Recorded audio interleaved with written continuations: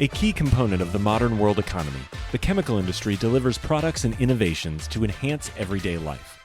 It is also an industry in transformation, where chemical executives and workers are delivering growth and industry-changing advancements while responding to pressures from investors, regulators, and public opinion. Discover how leading companies are approaching these challenges here on The Chemical Show. Join Victoria Meyer, president of Progressio Global and host of The Chemical Show, as she speaks with executives across the industry and learns how they are leading their companies to grow, transform, and push industry boundaries on all frontiers. Here's your host, Victoria Meyer. Hi, this is Victoria Meyer. Welcome to The Chemical Show. I'm really glad to have you here, and I think you're really going to enjoy our guest today. Today, I'm talking with Craig Bettenhausen, who is a business reporter at Chemical and Engineering News. You've probably seen some of his articles. He covers a variety of topics, including chemicals, carbon capture, industrial gases, biofuels, etc. He also, interestingly, writes for the C&EN's Chemistry and Pictures feature, where really cool photographs of chemistry are featured. So Craig has been doing this for about a decade. He has a background in chemistry, in organic, it sounds like, and maybe he'll tell us a little bit more about that. We're just going to be having a great conversation. So Craig, welcome to the show. Thanks for having me. Glad to be here. Yeah, absolutely. So Craig, what's your origin story? How did you get started writing about chemistry and chemicals? Yeah, so my background is in academia. I came to C&EN after being in graduate school. Like a lot of science writers. I'm sort of a science writer and sort of a business writer, which I actually enjoy that dynamic. But common to a lot of science writers, I was a bench chemist working on a PhD at Hopkins, and kind of decided that wasn't for me. I wasn't enjoying it. I wasn't doing it all that well, but I was really enjoying and doing well at all the communications part. When I had a talk to give or something to write, I was enjoying it, and it was successful at it. So when I decided to leave graduate school, I was looking at science communication as a career. So I was in the running for a teaching job here in Baltimore, and then I got the offer here at C&EN to join the production department. And that seemed like a rare opportunity. So I, absolutely. Yeah. So I did that. And so, I was in the production department here at C&EN for a long time, which is, a lot of back end stuff, but I would also be writing, when I wanted to. And that's how the Chemistry and Pictures started, was during that. I had been at a meeting, and we had I heard about a totally different type of outlet doing a similar feature where it's just a cool image relevant to the topic for the magazine. Yeah. Accompanied by a short caption, and that's it. It doesn't have to be newsworthy. It doesn't, it's just a cool image, because cool images are nice. And So I pitched that at C&EN as a feature, and it took off, and we've been doing that for, I think that feature's been around for like 8 years of my 10 years at C&EN. Oh, that's pretty awesome. I've seen some of those photos, and they are pretty amazing. It's a fun feature to work on, and it's also cool because, these days especially, a lot of our stuff is sent in by readers, and so that's awesome. Really fun to have that kind of interaction, a really direct interaction with the readers. Some of the high school teachers and middle school teachers actually send in with the best written captions. I've had a few where I just went ahead and gave them the entire byline, because I did very little to this post. That's awesome. So between that and then a couple other, several other pieces I'd written, an opportunity came up in the business group to move into becoming a full-time reporter. So I took that leap a couple of years ago now. And it's going all right so far. I've been enjoying it. That's awesome. That's awesome. And I know I've seen a lot of your stuff. In fact, I think I did a quick tally, and it looked like your byline had over 150 articles this year. So that's quite prolific in my world as writing. I keep busy. The Chemistry and Pictures, they're shorter, and I do. So I write a third of those. So that does sort of bump up my count a little bit. But I definitely was far above my column target for the year. Awesome. I stay busy. So what were the biggest or most surprising stories of 2021? The biggest story for me for sure this year was I did a big cover story about carbon capture technologies, and that was over the summer. Yeah. And they've been it was literally the biggest story I've ever written, lengthwise. In terms of word count and topic, or okay. exactly. And one of the larger cover stories that C&EN's run, because it was just a big topic. I'd done some coverage of carbon capture, first coming into it through industrial gases. And then there were some carbon dioxide shortages earlier in the pandemic. So I kind of got on the carbon dioxide beat, if you will. Yeah. And then we decided to do this ambitious story about carbon capture technology. And so there was a ton of reading, a ton of talking to a lot of people. And it was a huge amount of work. I spent months doing that article. Really? And it was because I'm a chemist by training. I understand some of the stuff, but there's a lot going on. It's a busy field right now. Yeah. It really made sense as a cover busy. story. Yeah. What did you find was like most significant about carbon capture? What's really, I think where's the buzz on? I mean, I think there's a lot of buzz, but is there, what do you guys find is the real buzz or the real interesting piece of this? I think that there's two parts to it that are really interesting. One thing is that it does potentially offer a way to keep a lot of the existing infrastructure, both power infrastructure and chemical processes in place, while also meeting the climate goals that are increasingly everyone's agreeing are important. Right. It has a cost for sure. It's more expensive than just venting the carbon dioxide, but it does allow you to not scrap your entire plant, and that's really huge. Yes. And from the progressive standpoint, we want to bring in some new technologies. We want to get new efficient technologies, but we also don't necessarily have time to do it all with brand new technologies, brand new factories built from the ground up. And carbon capture, lets us do that. The other thing that makes it really interesting and for the chemical industry is because it's chemical industry, it's a chemical process, carbon capture, most of them. And so, as a chemistry magazine, these are the companies that we would be writing about anyway in a lot of cases. I mean, Shell Chemical has carbon capture, and Mosaic Materials, which is doing a lot of carbon capture work, was one of our 10 startups to watch a few years ago. Okay. And so it ends up being that it's a good fit for our audience and our usual coverage. Yeah, absolutely. And I do notice that when you, you said that this took months, I know that when I look at your articles, even if it looks like it's going to be kind of a press release kind of content, you're getting some other perspectives other than from maybe the businesses that are named. You're going out and getting perspectives from NGOs or other people across the industry, et cetera. Yeah, I mean, I think that's a really important part of what we can do. With part of the value add that we have as a magazine is getting that additional perspective. Because if you kind of look at where the stories come from, I don't know if you want to jump ahead to that. Yeah, let's do it. Let's talk about where do those stories come from, because that's always a mystery to me as well. You kind of have to divide our magazine and a lot of other magazines into like the news section and then the features. The news is like the shorter articles, 120 to 600 words or so, and it's really driven by something happened. Yeah. And a lot of those really do start with a press release or a pitch from a PR person. Said, hey, our company did this thing. For the business group, for the science group and the government group, the sources are other things. The science group's going to be writing from journal articles, and the policy group is, I don't know, their news comes from a lot of different sources. The policy group, but especially in the shorter pieces, those are kind of taken from press releases. And so, to get a story in C&EN, you got to get us the right kind of press releases, basically. And we'll look at maybe 40 press releases in a week and decide on the 15 to 20 that we end up going with. Got it. And it's kind of one of the best. Which one is the best ones? Which one are the biggest stories? Which are the ones that have impact that goes beyond this one specific company? Got it. So it has to be valued beyond their own company. It's got to have interest elsewhere, et cetera. Yeah. And sometimes if it's just a really big deal, that interest can be just like, wow, that's a big deal. Like literally in terms of dollars. Yeah. But also broader impact, Yeah. Interesting. That's interesting. And over in the features, it's a mix. The features stories, those are the longer ones, like the carbon capture story. Those tend to be more generated from, me talking to my editor about what I'm hearing. When I go to conferences, it's, kind of what's the sense here? What are the trends? Yeah. So sometimes those will be taken from or inspired in part by something a media relations person says, hey, we're doing this thing. A bunch of other people are doing this thing. But a lot of times that's more generated here on the, on our side of the table. Got it.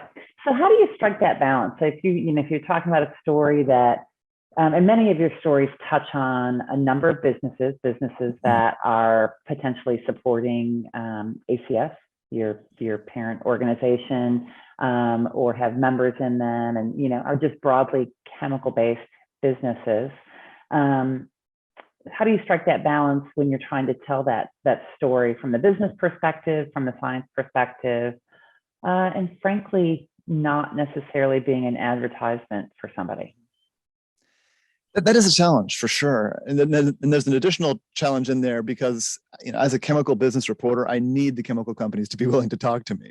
Yeah, absolutely. But I have to remember that is, while that's true, it's the C&EN readers that are who I'm writing for, and who are ultimately, paying for me to have a salary and to be able to print the magazine in one form or another.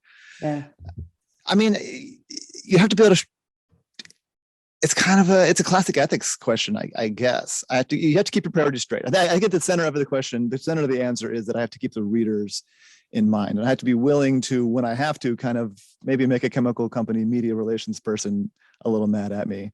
Now, it doesn't come up as much for C&EN because if there's a big scandal, if this cosmetic ingredient is actually derived from kitten eyeballs, we're not going to be the only people covering that. Sure. So, we do occasionally break stuff that's embarrassing to the chemical industry, but that's not kind of our bread and butter. It's an active enough industry that doesn't have to be. Yeah. But you have to go out and find somebody that is not motivated monetarily to be giving good news. So a lot of times that's going to come from an analyst or a consultant, somebody who their motivation for talking to me is they want to look publicly like somebody that knows what's going on and knows what they're talking about. And in a long game, they are looking to build clients in the chemical industry, but it's not necessarily the client I'm writing about. And when their motivation is to look informed, that's a good person to find. Got it. And do you have a hard time finding people willing to talk to you? It varies a lot, story to story. When on some of the more controversial stories, like we did a story about PFAS and contamination and pollution in a river in Italy and in a couple of places in the United States. And there was not a lot of people that wanted to, really comment on that. They don't want their name associated with it, or don't feel like they have the authority to do so? A little bit of both. I mean, for one thing, most of the consulting money is going to come from people trying to fix that problem and trying to maybe make that problem seem less of a big deal. And so a lot of people with the expertise, they have to kind of watch what they say because they want to be working with the companies one way or the other on addressing the problem. Sure. Makes sense. So, I know another one that you've recently published is this article about benzene in personal care, which it seems like it was a bit tough to get to get it down and get to the right content and get to the answers and solutions. I know P&G was cited in the article partially because they had recently been cited by an organization, I think a governmental organization, about this. I guess maybe a couple questions. One is it tough to navigate these guys? And then two, do you get hate mail about this? Like people say, why are you talking about benzene in personal care products? You're supposed to be on our side and not on the other side. We tend to get more angry letters when we don't go hard enough for consumer advocacy. We don't, at least they don't get to me a lot of complaints from the companies generally. Yeah. Those tend to more come in the form of them being less interested in responding to my emails next time around. Sure. But they don't usually clap back in the same way. Now there was a story. What was it? I was just looking at this yesterday. I'll come back to that if I can remember what it is. Sure. Where the companies did respond directly to a story. It wasn't by me. It was by another author. It's gonna bug me. All right, we'll come back to it. It'll come when you're ready for it. So when you're thinking about writing a story, who's your target reader? You started referencing that, but is there a single archetype? Are there several archetypes? Who do you write for?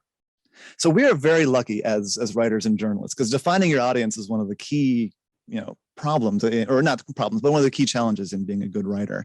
Yeah. And we're lucky because we have that defined pretty well. Most of the subscribers for C&EN are members of the American Chemical Society. And so we can basically, our archetype is somebody who has at least a bachelor's level education in chemistry or an allied science. That might have been 30 years ago that they had that, but they're working in something chemistry related. So we can assume that they're pretty technically savvy. We can assume that they are motivated to know what's going on. And so that's kind of who we imagine. I often, because I'm a business writer, I'm imagining somebody who's in a managerial role at Dow or BASF, or one of the bench chemists on the line there. Tends to be kind of who I imagine when I'm writing. It makes sense. And I think that's who's probably reading it, right? People that are interested in taking that topic to the next level, applying it to their business, doing a comparison, et cetera. Yeah. I mean, we do have some, we've had a number of articles, especially during COVID and then after, that have gotten much broader readership through online sources. Some of the COVID articles for sure. Some of the pharma team did a bang up job. And then we also had a story about Delta 8 THC, which is a kind of a pot chemical. Yeah. It's an alternative to regular THC. And that's actually become now our most popular article ever. So that's definitely reaching beyond our normal readership. So when we think we got a story like that, then we do tend to, to work harder to bring the jargon down, work harder to make it accessible to the layman when we have a story like that. And the benzene story is another one like that, where we worked a little bit harder to try and make it so that people that didn't have a chemistry background would be able to get everything they needed. Yeah, absolutely. I actually thought it was interesting. I think I had shared with you that just even this whole realization of the products that the benzene is showing up in, that, that frankly are in my house, in my bathroom, my medicine cabinet, et cetera, that I might be using, or one of my kids might be using on a daily basis. It's like, oh, well, okay. Need to maybe think twice or just be mindful of it. I don't know. It's an interesting dilemma being in the chemical industry, right? I'm not going to stop using chemicals.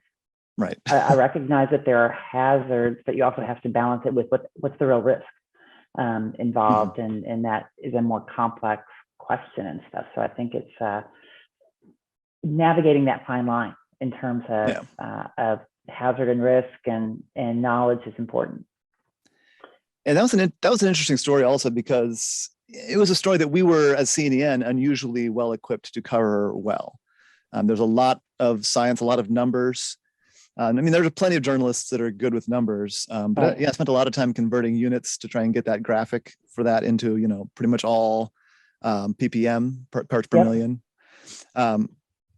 Valisure, the company that's been digging up a lot of those results, been doing these consumer surveys, reached out to us and said, hey, we've got this going on. Hey, we got another one going on. Hey, we got another one going on. Oh, man. Yeah. So yeah, I mean, that was one where we had to, we were holding the companies accountable in a way that, isn't necessarily a regular feature for us.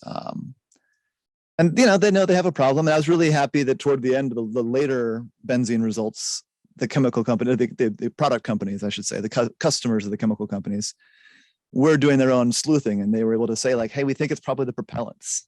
Yeah, that's helpful. I mean, right, you need to figure it out.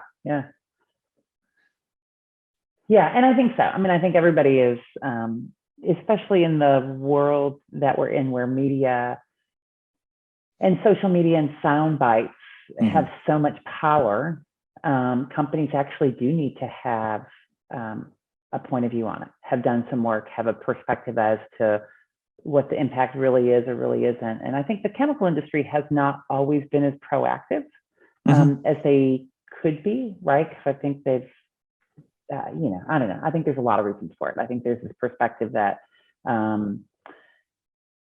if I don't acknowledge it, the problem will go away, right? Which is that's a bit of human nature, right? We all we all experience that at times. But I think also in the sense that that the view that the value in use of products far exceeded any problems that may have occurred.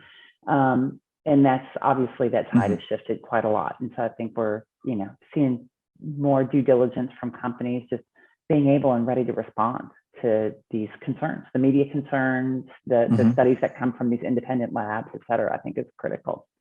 Yeah.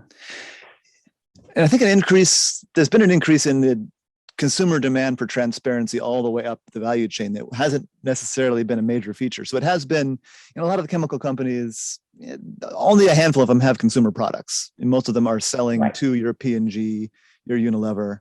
But but more and more, the consumer wants to know every bit, all the way back to the, hole in the ground or whether the or plant not that it they comes from. understand it, they want to know it. Yeah, and there's a lot of work. I know that ACI is doing some work, particularly around transparency and labeling, and trying to develop standards across that industry, and others are as well. So I think that's pretty critical. So Craig, when you look at the year ahead, what's going to be the big stories? What do you see as upcoming big stories, or if you don't know that, what's driving those storylines? What do you see? I think one thing that we're definitely going to see, and this is especially true, I think, in cosmetics and personal care, which is what, part of my beats, is that people are dying to stop talking about COVID. And the thing that they want to get back to talking about is sustainability, which is it's kind of cool if you're into sustainability and if you're a progressive, because these companies want to be doing this work. They've actually been doing a lot of the work the whole time, but nobody's wanted to hear about it. Right, absolutely. And so they're looking forward to having that conversation be a bigger part of it. So I think that's going to be interesting to see and to write about and to read about. Carbon capture is going to continue to be important and really interesting in this coming year. Yeah. We're working on our World Chemical Outlook package, which is coming out it's the 17th. That'll be out on the 17th. Okay. And the 17th of January. So, probably just prior to us publishing this podcast. So that'll be good. Oh, there you go. Perfect. So check it out. But it's the emergence of carbon capture, both as an essential part of how the chemical industry continues to operate, but then also as a critical growth market for the chemical industry. Yeah. And these technologies are maturing really fast. You're going to see some of these newer chemical or carbon capture technologies actually becoming not commercial products, but industrial products. Yeah. Do you see the technology being driven by the current slate of chemical companies and chemical majors, or do you really see this as a breakthrough opportunity for new technologies, new companies? I think it's going to be a mix of both. I think it's, the amine solvents, which is kind of the established way to do it, and even in some of the new technologies like Carbon Clean's modular unit still uses amines. And so some of that core technology has been really developed by existing chemical industry players, and the existing chemical industry players have a lot of the IP. And that's, and then they're being aggressive about it because they do see that as a growth market, at least the smart ones do. Makes sense. But at the same time, it's a great opportunity for new technology, somebody coming in with this cool thing that they're commercializing out of academia. You do have to get from that kind of 0 point to a very large scale really quickly in order to compete. Right. But there's definitely an opportunity for upstarts to come in and disrupt, because especially for chemical and for smaller carbon streams and more diverse ones like you see in the chemical industry, the technology there is not quite right. It's not quite ready. A lot of the technology, carbon capture technology, was developed for natural gas-fired and coal-fired power plants. And when you think about, chemical companies, I think we're all familiar with the majors, but the reality is there are thousands of small and mid-sized chemical companies that need reasonable solutions, reasonable, affordable, executable solutions. Yeah. And I think another big driving storyline in 2022 is going to be, the biorefinery. The conversion in specialty chemicals and increasingly even in commodity chemicals, going from a chemical conversion process to a fermentation type process. That's going to be big in 2022 is my sense of it, and the coming few years. People are really interested, and enzymes too, not even necessarily live microbes, also enzymes, enzyme conversion processes. Right. There's a lot. Yeah. Do you see that as of course, I think you're a bit more U.S. centric, but do you see that as a global topic or more of a U.S. European topic? That's a good question. I think a lot of the activity does seem to be in the U.S. and the EU, actually probably even more the EU. Yeah. At the same time, some of the really big players as far as volumes of current enzymatic transformation are in India. There some of the leading firms are there. And some of the people that have been doing a handful of fermentation processes for decades are saying, okay, well, what if we can do more with this? We can do more transformations. We can adapt our technology. We can adapt our platform. We can buy up some smaller companies and bring them into our platform. to broaden our offerings. So there are a few groups. I mean, Tata Group does a little bit of that. There are a couple others in India. Yeah. So those are the three major areas I'd say that I'm seeing. Awesome. So we'll be looking for that. So we'll be looking at looking for sustainability, biorefineries, and carbon capture this year. I think so. Awesome. And then and then the surprises will come when they come. Yeah. Yeah. Absolutely. Well, Craig, this has been great. I appreciate you taking time. If people have an interesting story or want to just get in touch with you, how do they do that? So I'm on Twitter at Craig of Waffles is one way to get a hold of me. You can also email me. If you go on C&EN's about page, my last name's kind of long to spell over an audio format, but you can be given email is a good way to get a hold of me. Okay. We can include a link to that in our show notes and transcripts so that people can access it easily. Yeah, and I'm definitely always eager to get good pitches and hear about trends and consider stories for sure. Cool. Well, Greg, thanks so much for joining us today, and thanks everyone for listening to the Chemical Podcast today. Make sure you like, listen, follow, and share. Thanks very much. We've come to the end of today's podcast. We hope you enjoyed your time with us and want to learn more. Simply visit thechemicalshow.com for additional information and helpful resources. Join us again next time here on The Chemical Show with Victoria Meyer.